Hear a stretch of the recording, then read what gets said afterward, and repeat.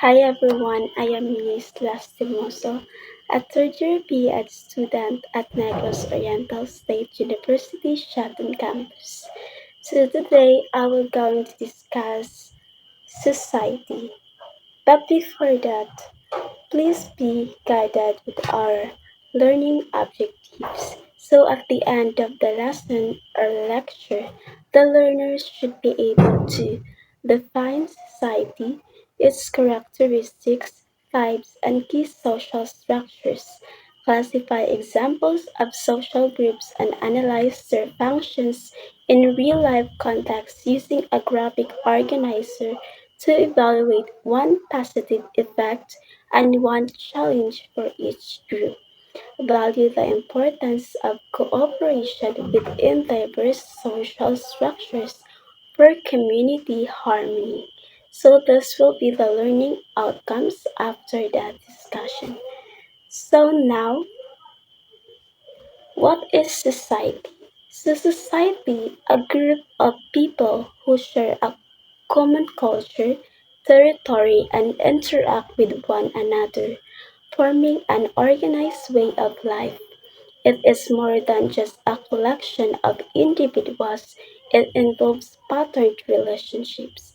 So, meaning, society is defined as the group of people who share culture, territory, and interaction, forming an organized way of life. So, this emphasizes that society is not just random, it is just structured and patterned. People are connected through rules, norms, and rules that guide behavior. So without these patterns, social life would be chaotic.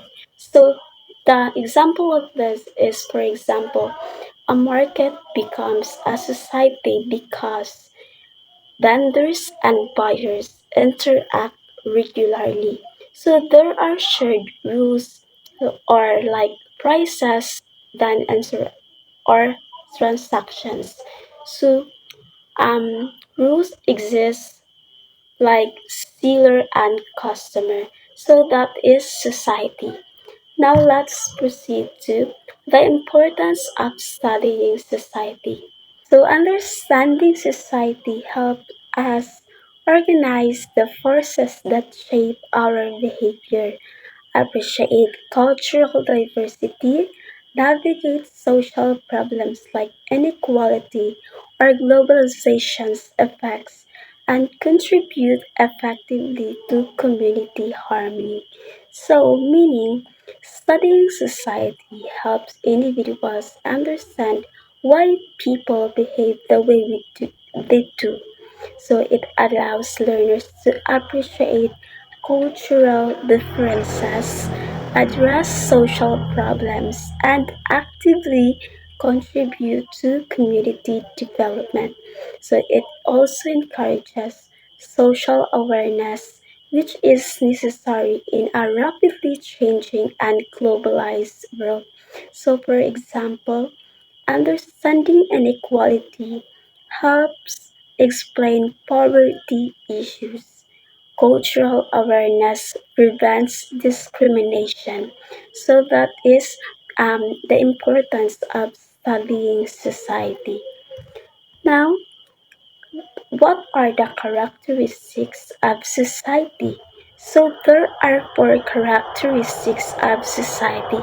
So for a group to be considered as a society, it generally possesses these core features. So first, shared culture. Second, social interaction. Third, common territory, and lastly, organized relationships or social structure. But let us first define what is shared culture. So when we say shared culture, so it talks about beliefs, traditions, and values. So the example of this like school values, then social interaction, it is about communication and cooperation. The example of this is teacher and student communication. Third, common territory. So it is about shared physical or visual space, like for example, campus or school. Then fourth or lastly is the organized relationships.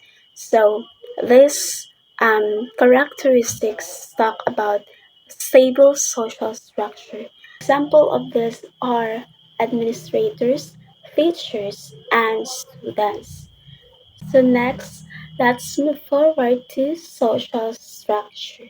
So social structure refers to the patterned, enduring relationships that organize society. It creates the framework within which we live. So meaning, social structures refers to the framework that organizes society. So it provides stability and predictability in social interactions. Institutions address basic societal needs. For example, family shapes values and identity. Second, education prepares individuals for work and citizenship. Third, religion guides moral decisions. So now let's move forward to social rules and status. So social rules and status refers to a position in society, while rules are the behaviors expected from that position. So this guide how individuals act in different social contexts. So for example, a teacher's status requires rules such as teaching responsibly. So while a student's role involves learning and following school rules. So that is social rules and status. Social stratification refers to inequality in access to resources, power, and prestige. So this affects opportunities and life chances of individuals. For example, some students may have access to gadgets and internet while others struggle, highlighting unequal access in society. So that is social stratification. Now, let's move forward to the types of society. There are two types of society. So first, simple society or traditional, then second, complex society or modern. So societies evolve based on their complexity and technological development. So meaning societies evolve over time. So simple societies are traditional and small scale, while complex societies are modern and technology driven. So the example of this is rural farming communities represent simple societies, while urban cities with advanced industries represent complex society. So those are the two types of society. So let's move forward to social groups in society. So there are three social groups in society, and these are primary groups, secondary groups, diverse or modern groups. So groups are collections of people who interact according to shared expectation. So social groups shape identity and behavior. So these three social groups in society differ in size, purpose, and emotional connection. So for example, family provides emotional support. School organizations develop teamwork. Online communities influence interests and opinions. So those are the examples of these three social groups in society. Now, let's move forward to socialization. So, socialization is the lifelong process through which individuals learn and internalize the norms, values, beliefs, and behaviors appropriate to their social position. So, meaning, socialization is a lifelong process where individuals learn norms and values. So it begins in childhood and continues throughout life. So early influence. So for example, family teaches manners, school teaches discipline, and media influences beliefs. So early influence is the primary groups or family are crucial in childhood for instilling fundamental norms. Later adaptation is the secondary and virtual groups help individuals adapt rules and behaviors throughout adolescence and adulthood, especially amid rapid digital communication. So these are the two types of socialization, the early influence and the later adaptation. Now let's talk about social interaction and norms. So social interaction is the dynamic process through which people act in relation to others. So this interaction builds and maintains community, while norms, rules, or expectations that guide appropriate behavior within a society. So norms regulate behavior and maintain order. So there are two types of norms, which are the cultural cultural relativity and order and disorder. So cultural relativity is explains why norms differ across societies. So norms are culturally specific. So for example, norms around hospitality differ significantly between the Philippines and other nations. Then, order and disorder. Norms enforce social order. Violations of norms lead to social disorder or sanctions. So, those are the two types of norms. Now, let's move forward to individual society relationship. So this relationship is reciprocal. So there are two um, types of individual society relationships. So the first one is society molds the individual. Second, individuals reshape society. So individual society relationship, so this explains how individuals and society affect each other. So it's called reciprocal because the influence goes both ways. So first, let's define the society molds the individual. So society shapes how a person thinks and behaves through rules, norms, traditions, and rules. So, for example of this, family values, school rules, and cultural beliefs influence how you dress, speak, and act. Second, individuals reshape society. So, meaning um, people can also change society through actions like innovation, protests, or online activism. So, for example of this, using youth using social media to spread awareness can change opinions, rules, or social practices. So, those are the two types of individual society relationship. The society moves in the individual, and the individuals reshape society. So now let's talk about social change. So social change, societies are not static. They undergo constant transformation, often accelerated by powerful forces.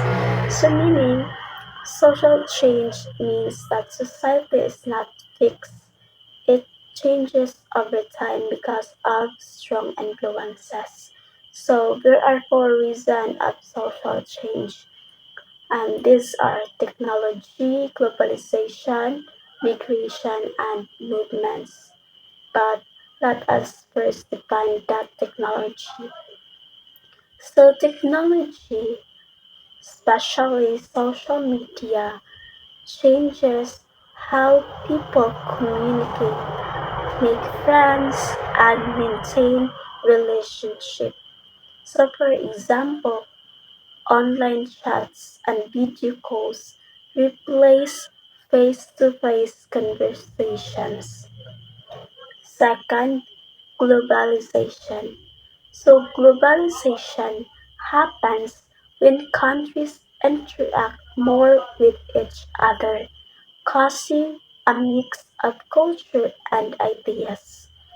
The example of this is foreign food, music, and fashion becoming popular in the Philippines.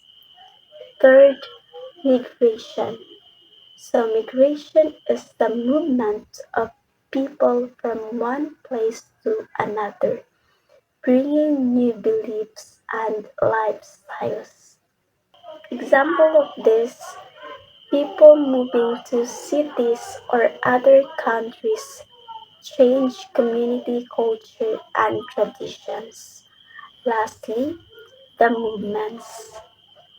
Social movements are organized actions aiming to change laws, norms, or social structures. Example: civil rights movements fighting for equality and justice. So those are the four reasons of social change: the technology, globalization, migration, and lastly, the movements. Now, let's move forward to the conclusion. So, conclusion: understanding society and its structures is crucial for navigating the complexities of human interaction and social change. By organizing the reciprocal relationship between individuals and society, we can better appreciate how we are shaped by our social environment and, in turn, how we can contribute to its ongoing evolution. So, this knowledge empowers us to engage actively in our communities, address social issues, and promote a more harmonious and equitable world. So, meaning, society is a complex yet organized system where individuals interact, share culture, follow norms, and perform rules that sustain social life.